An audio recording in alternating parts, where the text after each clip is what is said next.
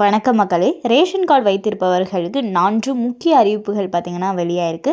அது என்ன அறிவிப்புகள் அப்படிங்கிற முழு விவரங்களையும் தெரிஞ்சுக்க வீடியோ கொஞ்சம் கூட ஸ்கிப் பண்ணாமல் கடைசி வரைக்கும் முழுமையாக பாருங்கள். இதுதான் முதன்முறையாக நம்ம வீடியோ பார்க்குறீங்கன்னா மறக்காமல் நம்ம சேனலை சப்ஸ்கிரைப் பண்ணிவிட்டு அந்த லைக் பட்டனை தட்டி விட்டுருங்க. வாங்க வீடியோக்குள்ளே போகலாம். தமிழ்நாடு அரசு ரேஷன் கடைகள் மற்றும் கார்டு தொடர்பாக கடந்த சில நாட்களில் 4 முக்கியமான அறிவிப்புகளை வெளியிட்டுள்ளது. முதலாவது அறிவிப்பு என்னன்னு பார்த்தீங்கன்னா, தமிழ்நாடு முழுக்க புதிய ரேஷன் கார்டு வழங்கும் பணி தொடங்க உள்ளது.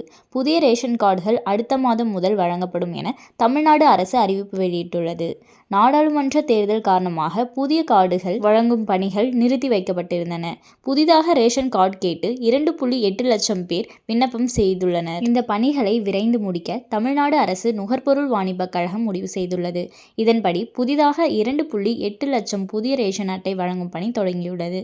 புதிய ரேஷன் அட்டை கோரி இதுவரை 2.8 லட்சம் பேர் விண்ணப்பித்துள்ளனர். மக்களவை தேர்தல் காரணமாக புதிய ரேஷன் அட்டை வழங்கும் பணி நிறுத்தி வைக்கப்பட்டிருந்தது. மக்களவை தேர்தல் முடிந்த நிலையில் புதிய ரேஷன் அட்டை வழங்கும் பணி தொடங்கப்பட்டுள்ளது என்று உணவுப் பொருள் வழங்கல் துறை தெரிவித்துள்ளது. இன்று முதல் தினமும் புதிய ரேஷன் அட்டைகள் வழங்கப்படும். இதுதான் பார்த்தீங்கன்னா முதலாவது அறிவிப்பு. இரண்டாவது அறிவிப்பு என்னன்னு பார்த்தீங்கன்னா, தமிழ்நாட்டில் கிட்டத்தட்ட அனைத்து ரேஷன் கடைகளிலும் விரைவில் கருவிழி பதிவு செய்யும் முறை நடைமுறைக்கு வந்துவிட்டதாக தமிழ்நாடு அரசு தெரிவித்துள்ளது. தமிழ்நாட்டில் 90% ரேஷன் கடைகளில் கருவிழி பதிவு செய்யும் திட்டம் நடைமுறைக்கு வந்துள்ளது. விரைவில் அனைத்து கடைகளிலும் கொண்டுவரப்படும் என உணவுப் பொருள் வழங்கல் துறை தகவல் தெரிவித்துள்ளனர். பயோமெட்ரிக் முறையில் வயதானவர்களால் சரியாக கைரேகை பதிவு செய்ய முடியாததால் மாற்று திட்டம் கொண்டுவரப்பட்டுள்ளது என்று அறிவிக்கப்பட்டுள்ளது. தமிழ்நாடு முழுக்க ரேஷன் கடைகளில் அரிசி உள்ளிட்ட பொருட்கள் வாங்க மக்கள் தங்கள் கருவிழிகளை பயன்படுத்தும் முறை கொண்டுவரப்பட்டுள்ளது. இந்த வருடத்தில் எல்லா நகரத்திலும் மாநகரத்திலும் குறைந்தது 90% ரேஷன் கடையிலாவது இந்த திட்டம் அமலுக்கு வரும். கடைகளில் ஏற்கனவே பயோமெட்ரிக் உள்ளது. வரும் நாட்களில் தமிழ்நாடு முழுக்க கண் கருவிழி சரிபார்ப்பு முறையில் பொருட்கள் வழங்கும் திட்டம் தொடங்கப்பட உள்ளது என்று அமைச்சர் சக்கரபாணி தெரிவித்துள்ளார். இதன் மூலம் ரேஷன் பொருட்கள் திருடப்படுவது குறையும். ரேஷன் பொருட்களை மக்கள் வாங்காத நிலையில் அதை வாங்கியதாக கூறி ஏமாற்றி வெளியே விற்கும் பழக்கம் குறையும். வாங்கப்படாத ரேஷன் பொருட்கள் மீண்டும் கிடங்கிற்கே செல்லும் முறையை கொண்டு வர முடியும்.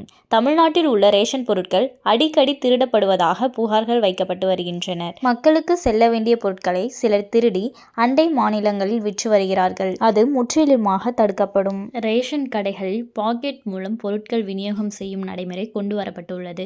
இதன் மூலம் மக்களுக்கு முக்கியமான ஒரு நல்ல பலன் கிடைத்துள்ளதாக ரேஷன் தரப்பு வட்டாரங்கள் தெரிவிக்கின்றன. தற்போது ஒரு கடையில் செய்யப்பட்டுள்ள மாற்றம் இனி மாவட்டங்களுக்கு குறைந்தது ஒரு கடை அல்லது 5 கடை என்ற ரீதியில் கொண்டு வரப்பட உள்ளது.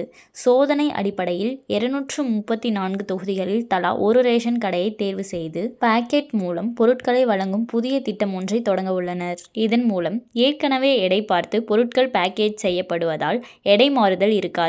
உள்ளூர் அளவில் ரேஷன் ஊழியர்கள் திருட முடியாது. ரேஷன் திருட்டு தடுக்கப்படும். ரேஷன் எடை மாறுதல் பற்றி பல வருடங்களாக இருந்த புகார்கள், கோரிக்கைகள் எல்லாம் தற்போது இதன் மூலம் தீர்த்து வைக்கப்பட்டுள்ளது. முதற்கட்டமாக சேலம் மாவட்டத்தில் ஒரு ரேஷன் கடையில் மட்டும் தற்போது ரேஷன் பொருட்கள் பாக்கெட் மூலம் விற்பனை செய்யப்படுகிறது. தமிழ்நாட்டில் உள்ள ரேஷன் கடைகளில் அரிசி விற்பது தொடர்பாக தமிழ்நாடு அரசு சார்பாக முக்கியமான சில தகவல்களை வெளியிட்டுள்ளது. இதை தடுப்பதற்காக முக்கியமான திட்டம் ஒன்றையும் கையில் எடுத்துள்ளது.